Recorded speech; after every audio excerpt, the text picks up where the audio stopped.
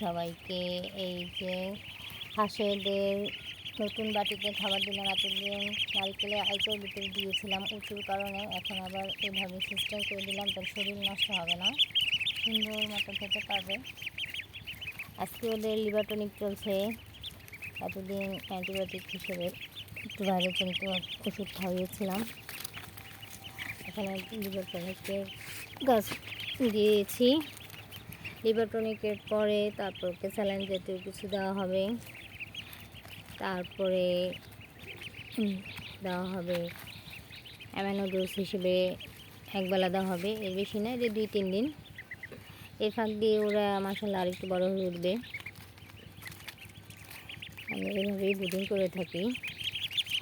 ওদের আজকে নতুন খোয়ারে দিয়েছি, এই হচ্ছে পুরোটা ওদের চাপো, পুরোটা ওদের ওরা এখানেই থাকবে। অ্যাকচুয়ালি পাশে হচ্ছে পুকুর আছে, স্কুল আছে আমাদের, তো ওই হিসেবে এখানে দেওয়ার কারণ হচ্ছে ওরা এখান থেকে খাওয়া দাওয়া করে এখানে নামিয়ে দেব, নামিয়ে দেওয়ার পর আবার এখানে এসে সেট হয়ে যাবে।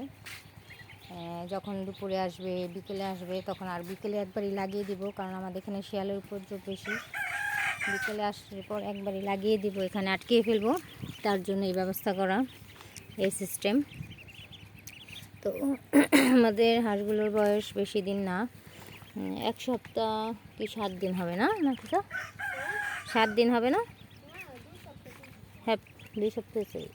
আচ্ছা, আঙ্কেলরা যাবে গেছে, জাস্ট যাই হোক, পরে হিসাবটা বলবো না। তো এই হচ্ছে কথা। তো অবশ্যই আমার হাঁসগুলোর জন্য দোয়া করবেন। আমাদের ভিডিও যদি ভালো লেগে থাকে লাইক এবং সাবস্ক্রাইব করবেন, বেল আইকন দিয়ে পাশে থাকবেন। খোদা হাফেজ।